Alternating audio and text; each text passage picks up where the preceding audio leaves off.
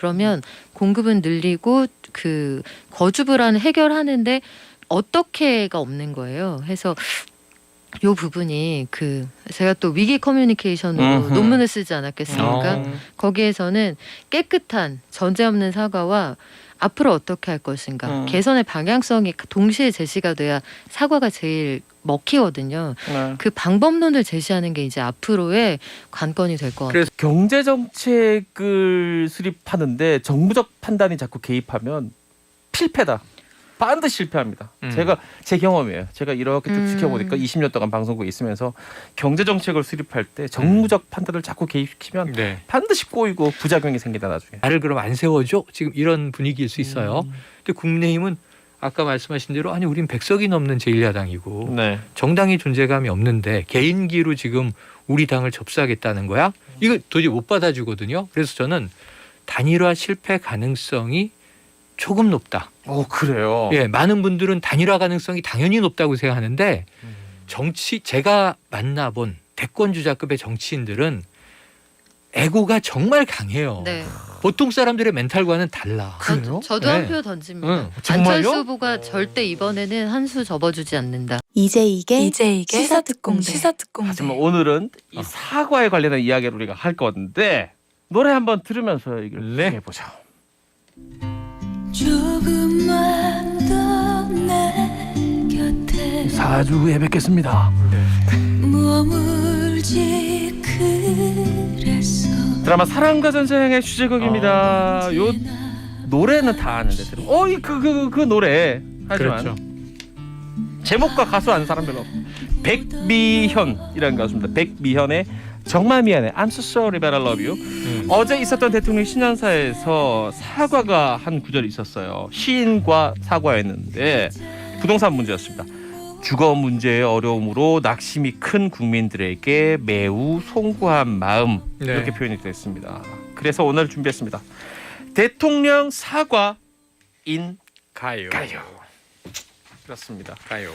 사실 어제가 이제 뭐 레임덕까지는 아니지만 어쨌든 임기 후반부에 매우 지지율이 떨어지고 있는 상황에서 신년사였는데 맞아요. 어떻게 들으셨습니까? 저는 그 대통령의 사과가 신년사에 담겼다. 이제 그럼 어떤 대목을 사과하는 것인가? 부동산. 그러면 저는 이 문재인 대통령 이제 사실상 일할 수 있는 마지막 해 신년사인데 잘 짚으셨다 이렇게 봤어요. 왜냐하면 부동산 문제가 지금 지지율 하락의 주 원인이거든요.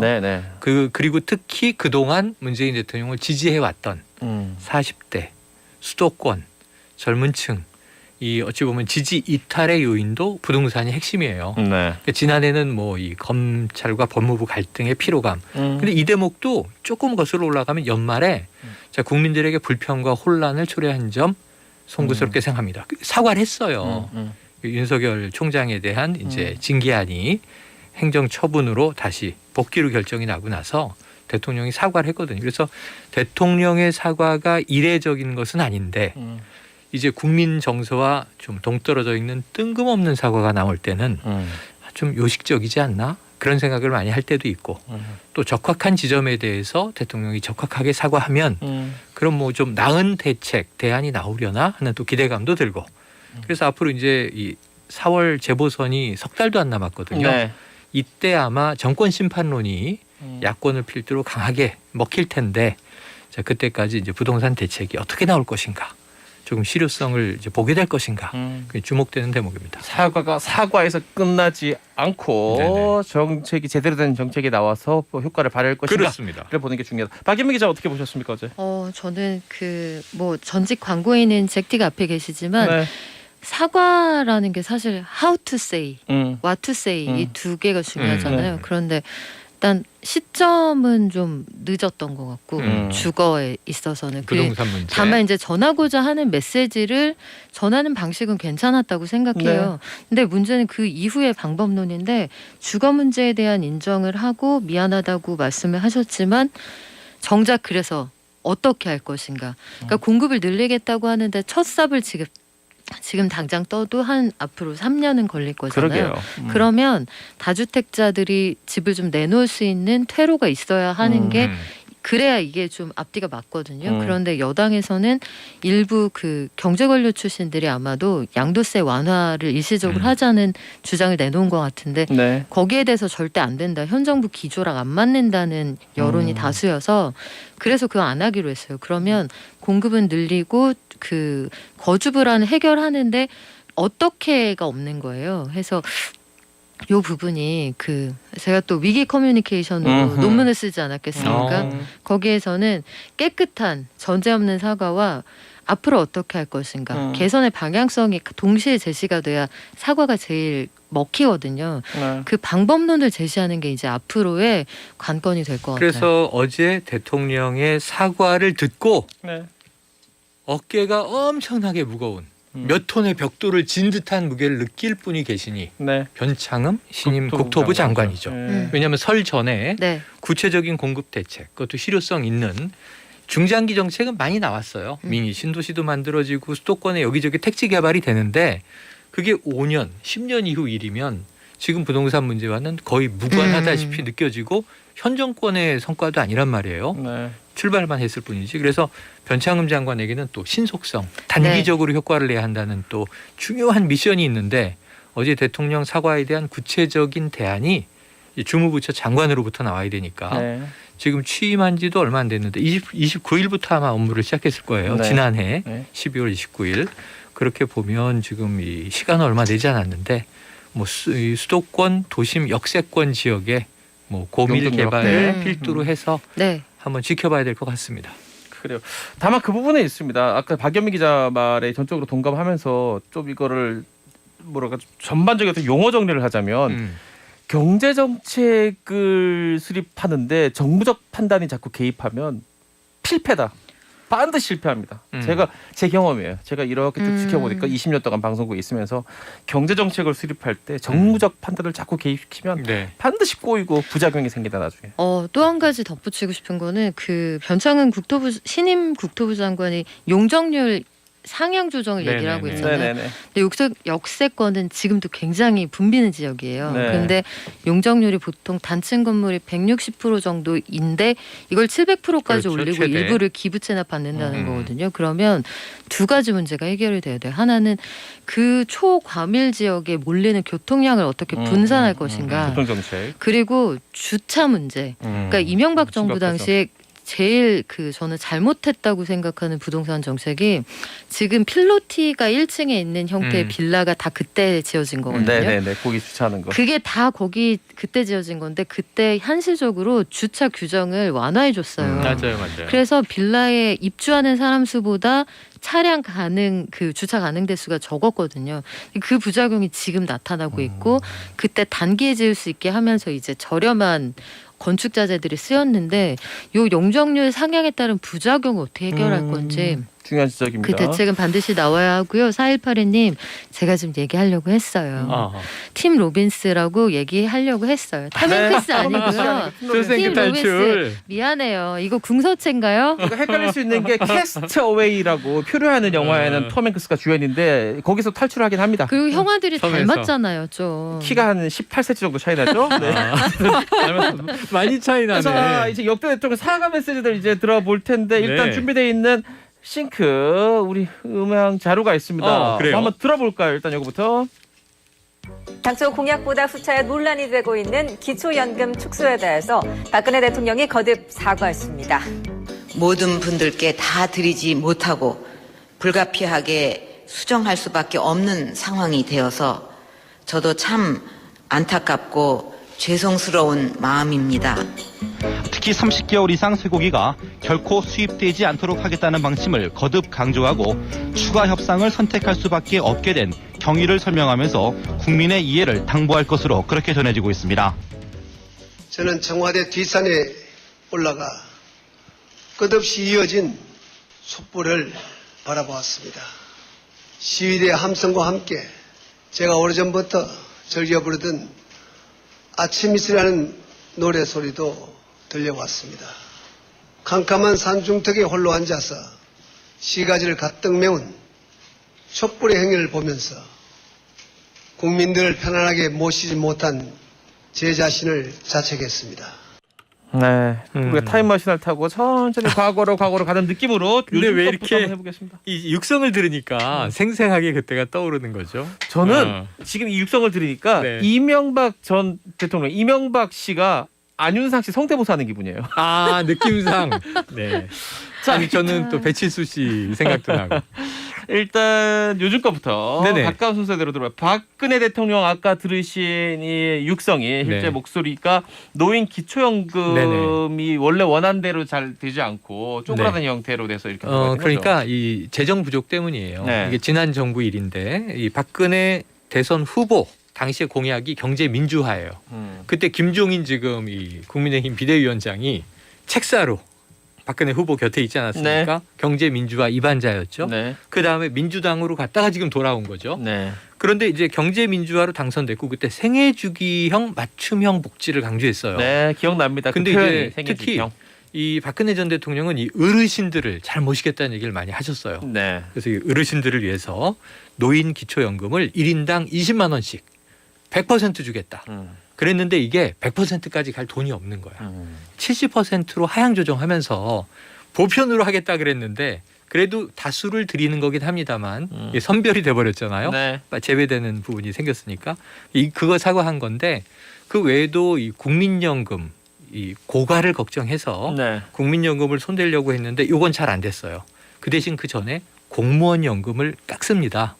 그러니까 이제 불입금은 높이고 나중에 수령액은 낮아진 거예요. 네, 네. 그 공무원들은 또 무슨 폭탄이에요. 그러게요. 예, 그때 공무원들의 또 뭐랄까 좀 이제 봉사 정신을 강조하면서 사과가 나오기도 했었죠. 이게 연금 제도가 직전별로도 있고 네. 그다음에 이제 또 나라 돈이냐 아니냐도 또 차이가 나고 언제부터 했냐 굉장히 복잡한데 맞아요. 제가 보기에 지금 요즘 출생률을 보아하니 반드시 다음 혹은 다다음 정권의 가장 어렵고 네. 중대한 정책이 연금 제도 개선이 될 것이다. 이건 모든 정부에 영약관화합니다. 계속 이제 이 문제가 되는데 엄청 힘들 거예요. 이걸 표면화한 만지기. 정부도 있고 네. 이건 이제 후순위로 한 정부도 있고 다른 방식으로 한 정부도 있고. 근데 지금 이번 정부의 아주 특이점은 뭐냐면 네. 코로나19라는 초유의 사태 때문에 네, 재정 확대를 해야 되는 상황이잖아요. 그러게요. 그러니까 지금 홍남기 경제부총리는 계속 이제 국가부채 걱정을 하고 있어요. 하지만 여당은 4차는 지금 보편으로 풀어야 한다. 여기서 약간 어제 기류가 바뀌어서 이낙연 민주당 대표가 자, 이 코로나 양극화, 네. 코로나 승자에 대한 이익 공유제까지 등장하는 등 사실은 굉장히 이전에는 볼 수 없었던 획기적인 아이디어들이 제기되고 있는 것도 사실입니다. 지금 우리 박근혜 전 대통령 육성으로 이 노인 기초연금 축소 관련된 사과 멘트를 들었는데 박연매 기자님, 네. 이게 당연히 그 임기 내내 요거만 있었던 건 아니고 여러 번 사과가 또 있었어요, 박근혜 대통령도. 그렇죠. 박근혜 대통령 청와대 대변인 윤창중 성추행 사건, 국정농단, 노인기초연금 축소 사과 이거는 뭐 사실 굉장히 노인 기초연금은 아주 작은 일에 불과했어요. 그 이후의 일들에 비하면 국정농단에 따른 그 문제도 있었지만 국정원의 간첩 증거 조작 사건에 대한 사과 이거 그리고 있었죠.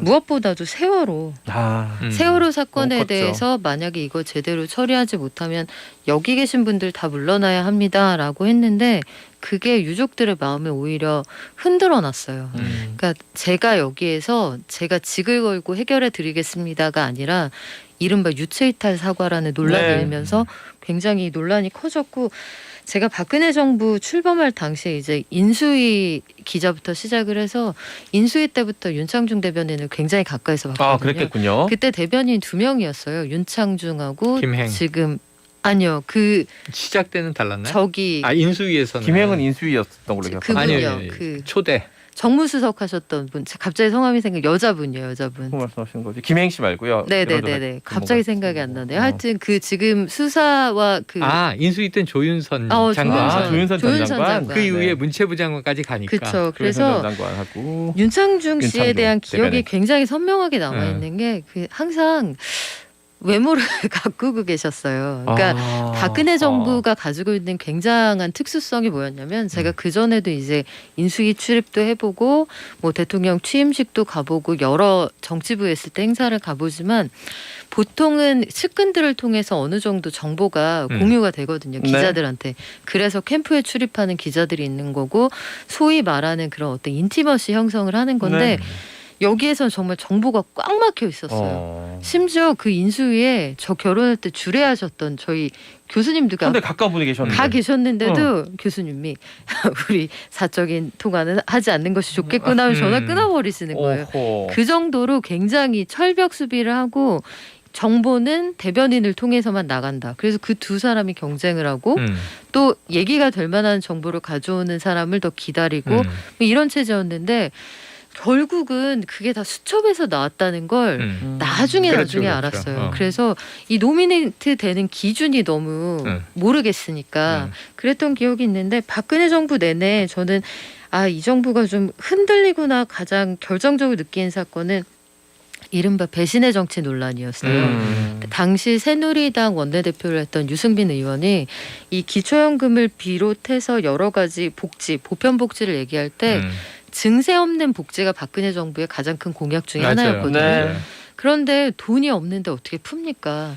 증세 없는 복지는 허구예요. 네. 그래서 애초부터 기자들도 그렇게 기사를 썼는데 가능하다고 했거든요.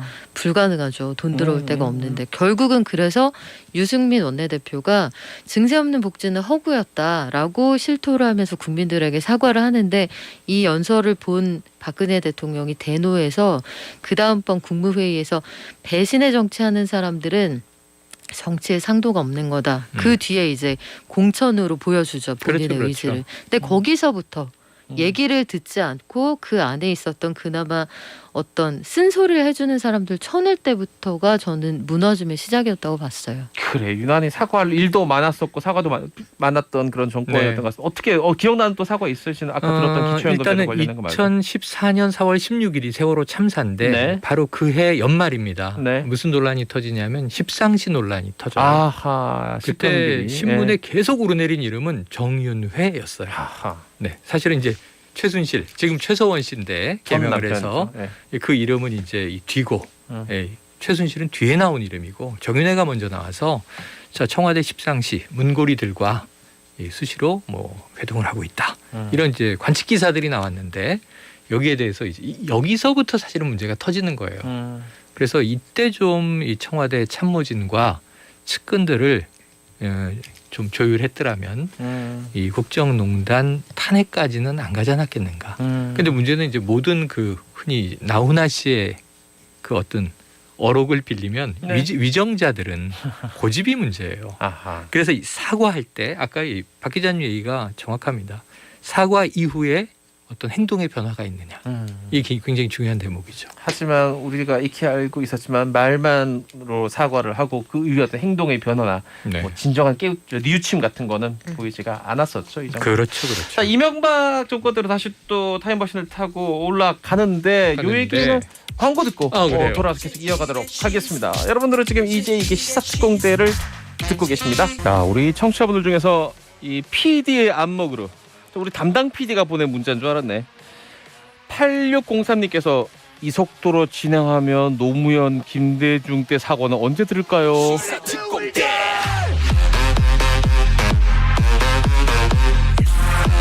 그렇습니다. 바로바로 진행하도록 하겠습니다.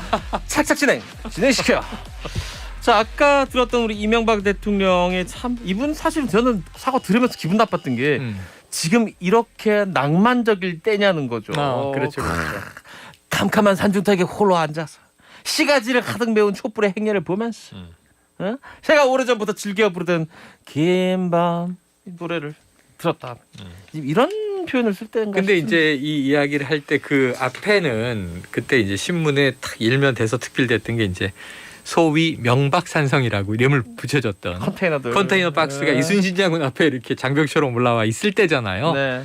그리고 나서 이제 이렇게 된 건데 자, 그 외에도 여러 가지가 있습니다. 이명박 정부 때도 광우병 파동은 임기 초반이고요. 네, 아주 초반이었죠. 사실 가장 논란이 있었던 것은 이 4대강이었어요. 네. 근데 4대강 사업이 초반에는 대운하였는데 네. 하도 여론이 안 좋고 반대를 많이 하니까 포기인데 나중에 알고 보니까 포기가 아니라 이름을 바꾼 거죠. 네. 4대강 유역 치수 사업으로. 네. 그래서 어찌 보면 이게 뭔가 홍수 대비한다 그랬는데 그때 이미 라디오 공익 광고를 들으면 우리나라는 물 부족 국가입니다. 물을 아껴 씁시다 이럴 때인데 아니 왜 이렇게 거대한 운하는 포기했는데 치수 사업을 위해서 결국은 이제 4대강의 보를 만든다. 이 문제에 대해서도 이제 포기를 했고 행정 수도 문제가 있었습니다. 네. 노무현 정부 때 천도를 시도했다가 위헌 판결을 받지만 네. 결국 행정 복합 도시로 지금 세종시가 만들어졌죠. 네. 그래서 이거 원래 안 하려고 했어요. 음. MB 정부 때 다시 원복하려고 그랬는데 이게 충청 민심이 만만치 않았습니다. 그때 이제 국무총리가 사과하고 그랬습니다만 문제가 좀 있었고 영남 신공항 공약 문제는 이것을 지키지 못하게 되면서 이제 백지화에 대한 사과가 나오기도 했죠. 박인배 기자는 이명박 정권에서 기억나는 어떤 실책에 대한 사과 뭐가 있을까요? 이때 그 4대강 문제가 사실은 4대강 사업이 차질이 있었다 여기까지만 기억하시는 분들이 많은데 4대강 사업뿐만 아니라 대규모 관급공사에 큰 건설사들이 다 뛰어들어요. 이게 공사의 사이즈가 크기 때문에 이른바 컨소시엄으로 들어가는데 담합비리 의혹이 있어서 공정거래위원회에서 말하자면 상법상의 재판이 열립니다. 제가 그 현장에 있었는데 그러니까 우리나라에서 이름을 들을 만한 건설사들은 죄다 담합비리 의혹이 있어서 거기 다 불려온 거예요. 그때 당시에 이 건설사들과 이 현 정부와의 어떤 관계가 있는 것 아니냐 했던 여러 가지 눈초리들 그런 팽팽한 긴장감들이 기억이 나고 광우병 파동은 사실은 의사소통이 잘못됐던 문제였던 것 같아요. 저는 이 서울시청 앞에서 시위가 일어날 때 봤었는데 외신 기자들은 다 그 대테러나 전쟁터에 취재하러 가는 복장하고 나올 정도로 시위의 분위기가 굉장히 살벌했거든요. 그때 기억이 나는데 전체적으로 보면 커뮤니케이션이 좀 되게 부족했다는 점. 하지만 반면에 이제 큰 대외 행사 이런 것들이 많았기 때문에 그런 것들이 또 G20 국제회의 이런 것들 국내에 유치를 하면서 그런 게 좀 묻히는 경향이 있었어요. 희석시키는. 예. 그래서 뭔가 마무리가 안 되고 넘어간 정권 항상 그런 느낌이 좀 있었어요. 이명박 정권까지 돌아봤습니다. 그다음에 그 전에 이제 10년 동안 일어서 집권을 했던 김대중 대통령, 노무현 전 대통령 관련해서 기억나시는 또 사과나 이런 또 이야기가 있습니까? 저는 이제 노무현 전 대통령 때 이건 저 사과는 진짜다. 진심이다라고 느꼈던 뭐였죠? 게 뭐냐면 농민들이 시위합니다. 네. 이때도 이제 FTA 문제도 있고 정말 한미 시끄러웠죠, FTA의 시작은 참여정부 때 이제 일단은 발화가 됐잖아요. 네. 근데 이제 이 경찰이 과잉 진압을 해서 이 시위 중이었던 농민이 이제 부상을 당하고 사망에 이르게 돼요. 네. 여기 대해서 이제 노무현 대통령이 거의 90도로 허리를 숙여서 사과를 하는데 정말 참담한 느낌이 느껴졌어요. 사실은 그때 또 어떤 게 있냐면 태안반도에 기름 유출 사고 같은 거 있어요. 네, 큰 사건이었죠. 너무 안타까우면서 이제 대통령도 현장에 달려가서 이걸 좀 빠르게 수습해달라 이런 이제 요청을 하고 주로 이 사건 사고의 현장에서 노 대통령은 이 국민들에 대한 사과는 아낌없이 굉장히 좀 순수하게 했던 모습을 많이 봤던 기억이 있는데 더 중요한 건 이제 사고가 안 나는 게 제일 좋겠죠. 그렇죠. 네. 사고할 일이 없으면 제일 좋죠. 그렇습니다. 김대중 전 대통령 관련해 가지고 박인배 기자님 기억나시는 일이 있습니까? 네, 그때 당시 시랜드 화재 사건이 굉장히 있었어요. 컸죠. 참사했습니다. 화성 시랜드 화재로 아기들이에요. 유치원생들이 갔다가 23명이 사망하는 사건이 네. 있었는데 현장에서 이제 아이들 양쪽에 구해서 나온 아저씨가 내가 한 팔만 더 있었으면 아기를 한 명 더 나오는데. 구했을 텐데 하면서 울었던 그 기억이 나고 여기에 부모들 중에 한 분이 아예 이민을 갔죠. 난 네, 이 나라에서 못 기억납니다. 살겠다. 이분이 10주기인가에 한국에 와서 인터뷰를 한 적이 있어요. 네. 근데 한국은 여전히 똑같은 것 같다 해서 굉장히 가슴 아팠던 일이 있고요. 또 온노비 사건 네. 있었고 아들 비리 혐의 구속 등의 사과가 있었는데 사실 김영삼 정부도 마찬가지였습니다. 맞아요. 마지막에 차남 김현철 씨 금품 수수로 사과를 했는데 이게 대통령이고 굉장히 그 아주 정치적으로 큰 업적을 남기신 분들도 결국은 이 자식 문제로부터 자유로울 수 없다는 건 우리가 계속 느끼게 되는 바이지 싶어요. 참 안타까운 게 지금도 이제 그 막내 아들이라고 할 수 있는 김홍걸 의원이 하는 네, 이 네. 어떤 뭐 행태를 보면 좀 많이 안타깝습니다. 결국은 탈당을 부동산이 했죠. 하나였다, 네. 두 개였다, 세 개였다, 네 개까지 가서 네. 탈당하면 이 의원직이 제명되기 때문에 이거는 이제 민주당이든 뭐 이 야당도 마찬가지인데 비례대표 의원들은 탈당하면 제명되니까 결코 탈당 안 해요. 그러게요. 당이 제명을 시켜줘요. 음. 제명을 시켜주면은 의원직이 유지가 돼요. 무소속으로 유지가 되고 있거든요. 이게 지금 무슨 공식처럼 돼 있는데 안타까운 일이죠. 오래된 일입니다. 그래서 지금 보시면 측근 비리가 대통령 사과 중에 네. 가장 본인도 뼈 아플 대목이고 네. 민망하고. 결국, 예, 대통령은 혼자 일할 수가 없잖아요. 네. 나라의 전체 살림을 총괄하는데 컨트롤 타워에서 어떻게 직접 뭐 손을 올려서 일하는 이 직업 자리가 아니란 말이죠. 이게 측근이 그만큼 중요한 거죠. 친인척 관리, 가족 관리도 중요하고 그러면서 많은 대통령들이 측근 비리로 고개를 숙여야 했던 점 앞으로도 명심해야 될 것 같습니다. 그래요. 자, 빨리 광고 듣고 돌아와서 오늘 또 새로운 아이템이 기다리고 있습니다. 네. 기대해도 좋습니다. 여러분들은 지금 시사특공대를 듣고 계십니다. 이제 이게 시사특공대 두 번째 주제도 우리 늘 그렇듯이 노래로 한번 만나보겠습니다. 힘이 오잖아 떨리고 있잖아 언제까지 눈치만 볼 거니 네 맘을 말해봐 당장 비우지 말란 말이야 네 맘 가는 그대로 지금 내 손을 잡아 내 손을 잡아달라는 거예요. 네 마음을 알고 싶다. 나를 좋아하는 거지. 나를 함께 하고 싶은 거지. 우리가 같은 방향을 보고 있는 거죠. 알고 싶다는 겁니다. 자, 친구끼리, 연인끼리 이 아이유의 내 손을 잡아 노래처럼 손잡는 경우도 있지만 정치권에서 정치적인 어떤 목적을 위해 손을 잡는 경우도 있습니다. 이걸 우리는 이제 단일화라고 보통 부르죠. 그래서 이번 주제는 단일화인가요? 나를 괴롭히는 건 뭐 희적절한 주제일 수밖에 없는 게 이제 서울시장 보궐선거 이제 막 시작됐다 저는 이렇게 보거든요. 100일 쪽으로 들어왔으니까. 그렇죠. 초반에 이제 레이스는 일단 시작을 했다. 야권 후보 단일화가 이번에 핵심인 것 같아요. 어떻게 지금 상황까지 보고 계세요? 이제 막 초반이긴 하지만 박유미 기자님. 네, 단일화 전문가 안철수 후보가 지금 선공을 했죠. 깃발을 꽂았습니다. 이걸 두고 굉장히 이제 비판적으로 표현하시는 분들은 야당의 모 의원은 저에게 그러시더군요. 안철수라는 단일화 기술자가 알박기에 성공했다. 아하. 이런 표현을 사용하셨어요. 어허. 그러니까 깃발을 처음에 꽂았을 때 야권에서 그 누구와도 얘기된 바가 없는데 네. 내가 범야권의 단일화 후보로서 승리를 이루겠다고 해서 다들 깜짝 놀랐다는 거예요. 네. 아무도 시켜준 적이 없는데 하지만 지금 지분이 굉장히 커지고 있잖아요. 있죠. 그러게요. 근데 지지율이 상승하고 있는데 당대당 통합이라는 게 국민의힘 입장에서는 받아들이기 어렵죠. 2개 대 100개니까 세 개. 이거 3개 대 100개니까 이거는 말이 안 된다 이렇게 생각을 하는데 안철수 후보 생각은 전혀 달라요. 내가 점유하고 있는 지지율이 있기 때문에 해서 안철수 후보의 단일화 연대기를 보면 2011년 지방선거에서 당시 박원순 후보하고 단일화.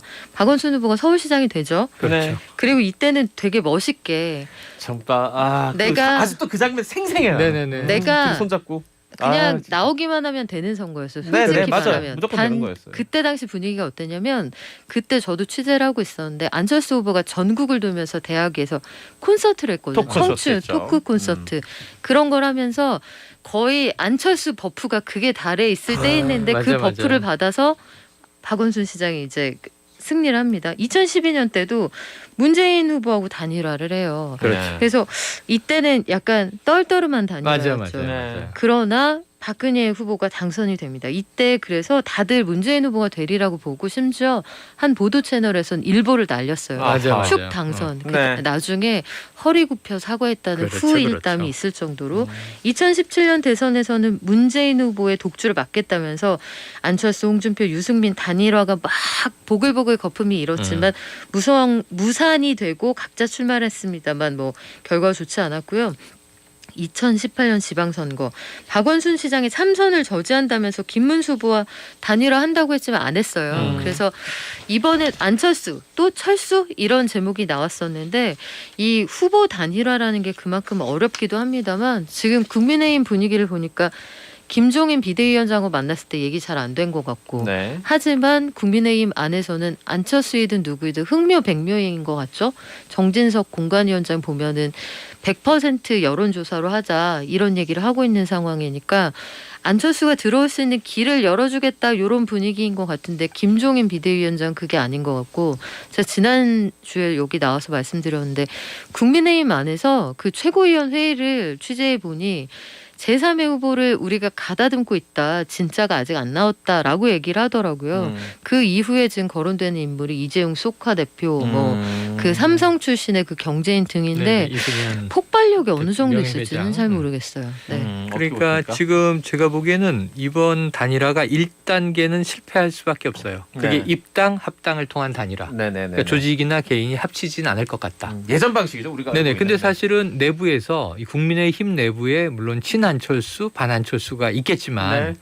방식은 틀리잖아요. 정진석 공관위원장이 국민 여론조사 100%로 만들어놨으니 외부에서 들어오는 예를 들어 안철수 같은 인물에게도 불리하지 않다. 네. 당심은 작용하지 않는다. 민심으로 뽑겠다 이거고 김종인 위원장이 첫 미팅 비공개 회동 20분 할 때도 한 메시지는 들어와서 같이 경선합시다 였는데 안철수 대표는 생각해보겠다. 네. 생각해보고 전화 달라. 그리고 회동 끝나고 나와서 김종인 비대위원장이 다시 만날 일은 없을 것 같다. 이렇게 얘기했단 말이에요. 그런데 문제는 이 국민의힘 내부에는 경우의 수, 시나리오, 플랜 B가 있어요.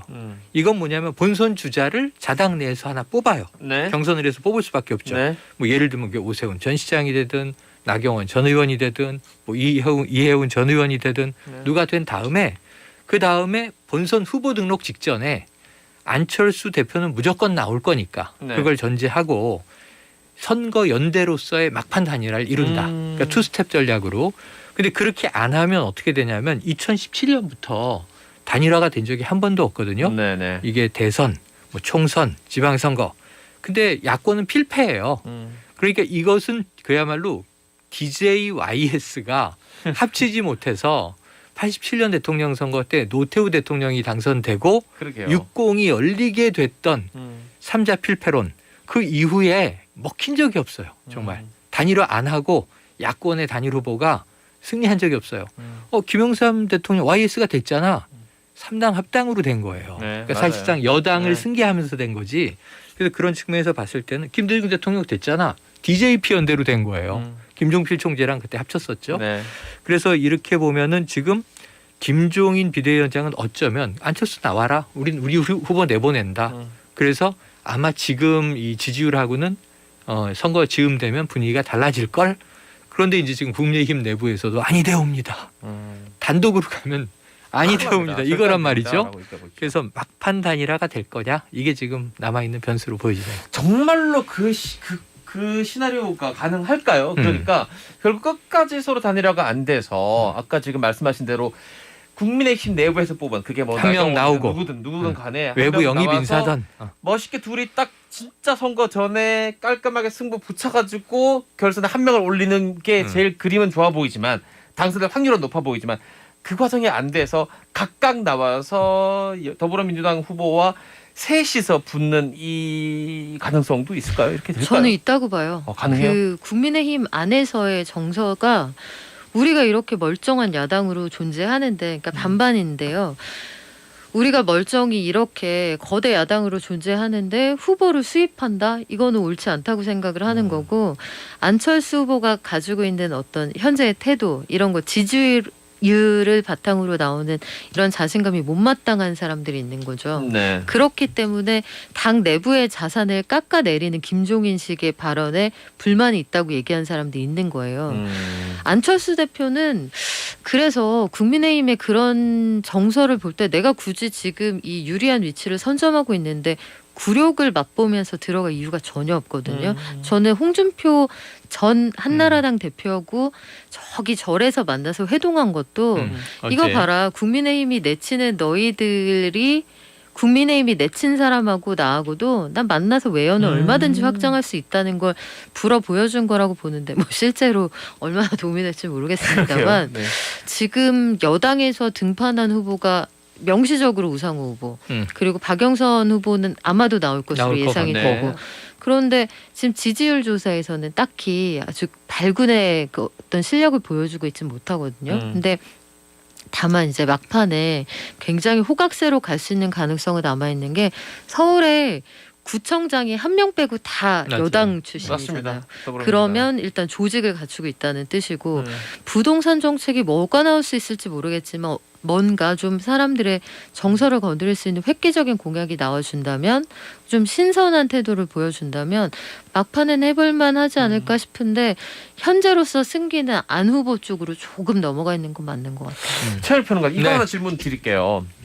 국민의힘 쪽 시선이 아니라 안철수 후보의 정치인으로서의 미래를 본다고 해도 네네. 만약 저쪽에서 영 내가 원하는 쪽으로 안 맞춰줘가지고 결국 따로따로 해서 셋이 나왔어. 국민의힘 그리고 나 안철수 그리고 뭐 박영선 후보든 우상호 후보든 누가 이렇게 나왔단 말이에요. 그렇게 했을 때 지금까지 역사를 보면 과거를 보면 패할 가능성이 많잖아. 그렇게 해서 이번에 또 패하면 네. 정치인으로서의 생명 자체가 끝나는 거 아닙니까 안철수 후보는? 사실상 그렇죠. 그걸 본인도 알고 있어요. 그러게요. 그래서 대선으로 직행하려고 하다가 이번 서울시장 선거에서 내가 역할하지 않으면 대선도 어렵겠다. 왜냐하면 지금 당 지지세라든가 본인의 역량을 봤을 때는 이 과거 아까 말씀하신 청년 멘토 시절에 서울시장 지지율이 50%였고요. 네, 엄청 대권 낮죠. 지지율도 50%였어요. 네. 근데 그거를 5% 지지받던 박원순 후보에게 당신 가지쇼. 그거를 그냥 한 10분 만나서 얘기하고 딱 결정해서 주니까 너무 멋있어 보이는 거죠. 아, 그때 뭐. 기성 정치인에겐 볼 수 없었던 그 순수함. 그래서 와 저게 정치 아니야? 그때 2011년 그랬었는데 네. 근데 이제 그 이후 정치인으로 변모한 안철수 대표가 사실 민주당도 갔다가 국민의당도 창당했다가 또 호남에서 석권도 한번 했다가 네. 그다음에 또 이상하게 왜 저는 또 이 바른정당과 합치면서 바른미래당은 만들자마자 실패했거든요. 네네네. 그 만들자마자 손을 놨어요. 해외로 떠나버렸죠. 네. 그때 지방선거 패하고 나서 네. 서울시장 도전에 실패하고 이젠 정치 인생 끝 아닌가?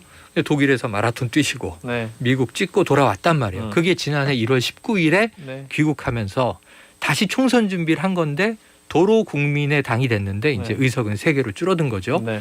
그러면 이제 어떤 힘이 있는가 한데 이번에 그래도 야권 이 서울시장 후보 중에는 어쨌든 선두권 좀 격차 있는 선두권이란 말이에요. 그래서 이걸 가지고 잘 딜을 해야 되는데 그런데 이제 입당과 합당은 없다라고 다 전제를 하고 있으니까 그러면 안철수 대표는 지금 딱 한 가지 생각. 나를 중심으로 단일화. 나를 중심으로란 말을 한 적이 없지만 다 그렇게 관측하는 거예요. 안 대표가 바라는 것은 자신이 단일화 후보가 되는 것 외에는 다른 경우의 수는 생각하지 않는다. 이 한 몸을 던지겠다 이렇게 얘기했거든요.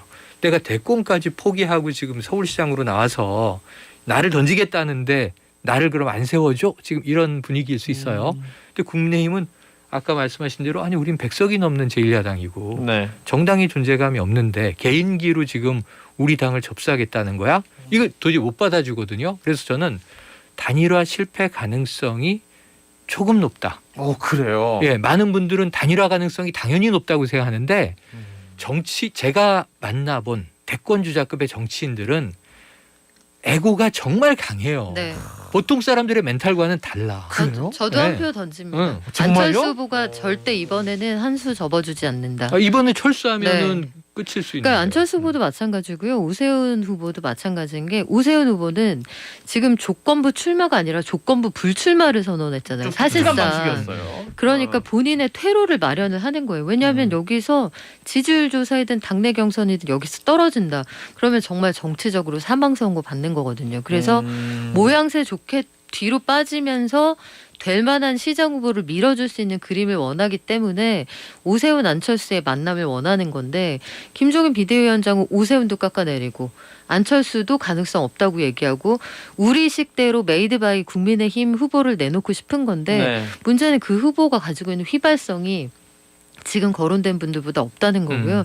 저는 지금 안철수 현상에 대해서도 어떻게 보냐면 정치부에 있을 때 보면 이런 경우가 많아요. 이 사람이 열렬히 좋아서는 사실 적거든요. 그런 후보자들은 대신에 이 사람이 너무 싫어서 이 사람을 찍겠다. 이런 경우가 많아요. 대안으로. 그러니까 미국 대선에서 anyone but 트럼프처럼 그렇지. 안철수라는 자연인 자체를 위해서 모인 숫자라기보다는 촛불을 들고 나갔던 내가 그렇다고 저쪽으로 완전히 넘어가긴 뭐하고 뭔가 이게 중도에서 중도지만 약간 내 말을 들어줄 것 같은 후보가 누가 있을까 고르다 보니 이름 들어본 사람 중에 저쪽인 것 같아. 저는 이렇게 수렴된 숫자도 꽤 정확해요. 있다고 봐요. 이 분석이 대권에도 적용된다니까요. 지금 안철수 현상이 확대하면 윤석열 현상일 수도 있어요. 그럴 수 있죠. 네, 이게 네. 다르잖아요. 윤석열 검찰총장이 정말 대권을 잡아야 돼. 저분밖에 없어. 우리의 리더는. 이런 열혈 지지층보다는 대안이 없잖아. 대안이 없는데. 그러면 지금 가장 정부의 대립각을 세우는 네. 저 인물에게라도 내가 지지를 해서 반대의 여론을 좀 보여주고 싶다. 네. 이런 이제 하나의 현상이 나타나는 거죠. 그래서 이 비슷한 현상인데 결국은 지금 어쩌면 안철수 대표의 수가 먹힐 수도 있었어요. 그건 민주당 지지율이 여전히 높고 지금 국민의힘 지지율이 낮았으면 네. 이게 가능한 시나리오가 되는데 유일한 희망이다. 지금 민주당 지지율은 허물어지면서 네. 지금 야권 지지율이 수도권에서조차 야당이 높게 나오는 경우가 있단 네. 말이에요. 여론조사 결과마다. 그러면 지금 김종인 비대위원장은 자신의 성적표는 뭘로 받냐 하면 4월 재보선으로 받아요. 그때까지가 임기잖아요. 네. 근데 안철수 후보가 만약 합류해서 되잖아요. 그럼 이거 안철수가 부각되는데 김종인 비대위원장의 성과가 안 되는 거예요. 그래서 이 감독인 나는 메시나 호날두 필요 없어. 지금 우리 팀 조직력 가지고 승부를 볼 거야. 그리고 반드시 이겨서 내가 승장으로 평가받고 싶어.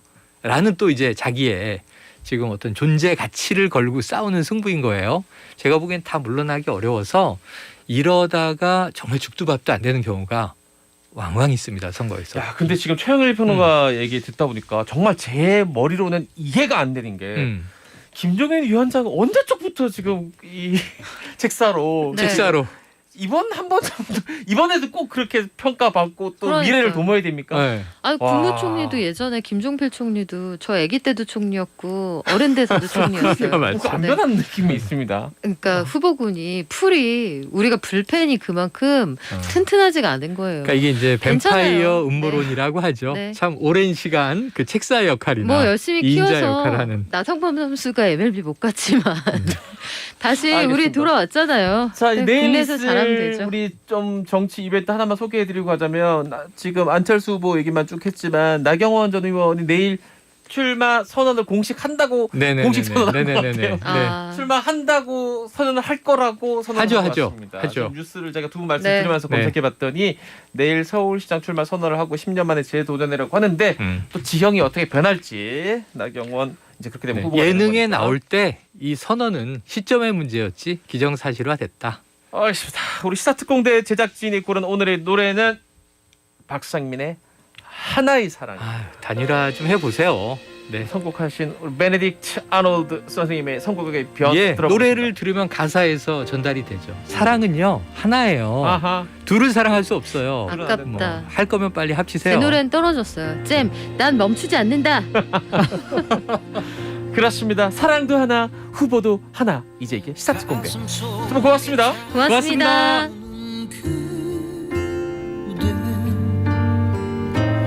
이렇게 외면한